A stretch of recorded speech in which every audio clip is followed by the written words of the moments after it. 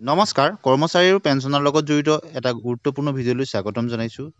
অষ্টম দৰমহা আয়োগৰ গঠনৰ জল্পনা-কল্পনা চলি আছে আৰু ফিটমেণ্ট ফেক্টৰ 1.92 হ'ব বুলি চৰ্চা চলি আছে। যদি পে লেভেল 1ত 1.92 ফিটমেণ্ট ফেক্টৰ হয়, 18,000 বেছিক লাভ কৰাসকলৰ পে হ'বগৈ 34,500, লেভেল 2ত 19,900 পোৱাসকলৰ বেছিক হ'বগৈ 38,200, লেভেল 3ত 21,700 পোৱাসকলৰ বেছিক হ'বগৈ 41,000। ঠিক একেদৰে লেভেল 4ত 25,500 পোৱাসকলৰ বেছিক হ'বগৈ 48,900 আৰু লেভেল 5ত 29,200 বেছিক পোৱাসকলৰ মিনিমাম বেছিক হ'বগৈ 56,000, লেভেল 6ত 35,400 পোৱাসকলৰ বেছিক হ'বগৈ 67,900 আৰু লেভেল 7ত 44,900 পোৱাসকলৰ মিনিমাম বেছিক হ'বগৈ 86,000 আৰু লেভেল 8ত 53,100 পোৱাসকলৰ বেছিক হ'বগৈ 1,01,900 টকা আৰু লেভেল 9ত 67,000 মিনিমাম বেছিক পোৱাসকলৰ হ'বগৈ 1,29,000 টকা আৰু লেভেল 10ত 78,000 মিনিমাম বেছিক পোৱাসকলৰ হ'বগৈ 1,51,000 টকা বেছিক। অষ্টম পে কমিশ্যন। অষ্টম বেতন আয়োগত 51,480 টকা হ'ব নেকি ন্যূনতম দৰমহা? 18,000 বেছিক দৰমহা পোৱা কৰ্মচাৰীসকলৰ হ'ব লাভ। সপ্তম দৰমহা আয়োগৰ কাৰ্যকৰী কৰাৰ 9 বছৰ হৈ গৈছে আৰু এতিয়া নতুন বেতন আয়োগ গঠনৰ চৰ্চা তুংগত হৈ উঠিছে। কেন্দ্ৰীয় চৰকাৰৰ কৰ্মচাৰীৰ মাজত অষ্টম বেতন আয়োগ গঠনক লৈ দাবী চলি আহিছে। সপ্তম বেতন আয়োগ কাৰ্যকৰী কৰাৰ 9 বছৰ হৈ গৈছে আৰু এতিয়া নতুন বেতন আয়োগ গঠনৰ চৰ্চা তুংগত উঠিছে। সপ্তম বেতন আয়োগৰ গঠন হৈছিল 2014 চনৰ ফেব্ৰুৱাৰীত তদানীন্তন মনমোহন সিং চৰকাৰৰ দিনত। ইয়াৰ পৰামৰ্শসমূহ 2016 চনৰ জানুৱাৰীৰ পৰা কাৰ্যকৰী হৈছিল। এই আয়োগে 2026 জানুৱাৰীত 10 বছৰ সম্পূৰ্ণ কৰিব। যদি বিগত বৰ্ষসমূহৰ অভিলেখ চোৱা যায়, তেন্তে প্ৰতি 10 বছৰত নতুন বেতন আয়োগ গঠন কৰা হয়।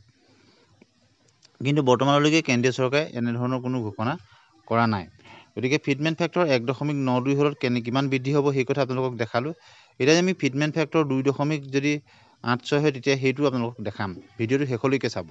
নতুন বেতন আয়োগ আহিলে কি লাভ হ'ব? বেতন আয়োগ চৰকাৰী কৰ্মচাৰীসকলৰ দৰমহা আৰু পেঞ্চন সংশোধনৰ দায়িত্বত থাকে। সকলো পক্ষৰ সৈতে আলোচনা কৰি আয়োগে চৰকাৰক পৰামৰ্শ আগবঢ়ায়। সংবাদ মাধ্যমৰ খবৰ অনুসৰি শীঘ্ৰেই গঠন হ'ব অষ্টম বেতন আয়োগ আৰু বিশেষজ্ঞসকলেও আশা কৰিছে যে অতি সোনকালেই হ'ব। ফিটমেণ্ট ফেক্টৰ আছে গুৰুত্বপূৰ্ণ ভূমিকা। কৰ্মচাৰীসকলৰ বেতন বৃদ্ধিৰ বাবে ফিটমেণ্ট ফেক্টৰ ব্যৱহাৰ কৰা হয়। সপ্তম বেতন আয়োগত ফিটমেণ্ট ফেক্টৰ 2.57 ৰখা হৈছিল, যাৰ ফলত ন্যূনতম বেতন 7,000 টকাৰ পৰা বৃদ্ধি হৈ 18,000 টকা হৈছিল। অষ্টম বেতন আয়োগত ফিটমেণ্ট ফেক্টৰ যদি 2.86 হোৱাৰ আশা কৰিছে। যদি এয়া কাৰ্যকৰী হয় তেন্তে ন্যূনতম বেতন 18,000 টকাৰ পৰা বৃদ্ধি হৈ 51,480 টকা হ'ব। সেইদৰে পেঞ্চন 9,000 টকা বৃদ্ধি হৈ 15,440 টকা হ'ব পাৰে। গতিকে আমি 1.92 হ'লত কিমান হ'ব সেইটো দেখালোঁ। এতিয়া 2.86 হ'লে কিমান হ'ব সেইটো দেখালোঁ। কৰ্মচাৰী সংগঠনৰ দাবী। National council of joint consultative machinery, যাক NCJCM বুলি কোৱা হয়, তাৰ বিত্ত সচিব তুহিনকান্ত পাণ্ডেক সাক্ষাৎ কৰি অষ্টম বেতন আয়োগ শীঘ্ৰে গঠন কৰাৰ দাবী জনাইছে। এই সংস্থাটোৱে দুখন স্মাৰক পত্ৰ দাখিল কৰিছে। প্ৰথমখন 2024 চনৰ জুলাইত তৎকালীন কেবিনেট সচিব ৰাজীৱ গৌবাক আৰু দ্বিতীয়খন 2024 চনৰ আগষ্টত তেওঁৰ উত্তৰাধিকাৰী টিভি সোমনাথনৰ হাতত প্ৰদান কৰা হৈছে।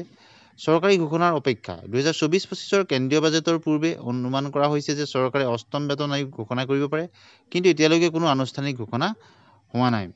গতিকে আশা কৰা হৈছে যে নৱেম্বৰ মাহত যি NCJCM-ৰ শেষৰ ফালে যি বৈঠক বহাৰ কথা আছে তাতে এক ভাল খবৰ আহিব।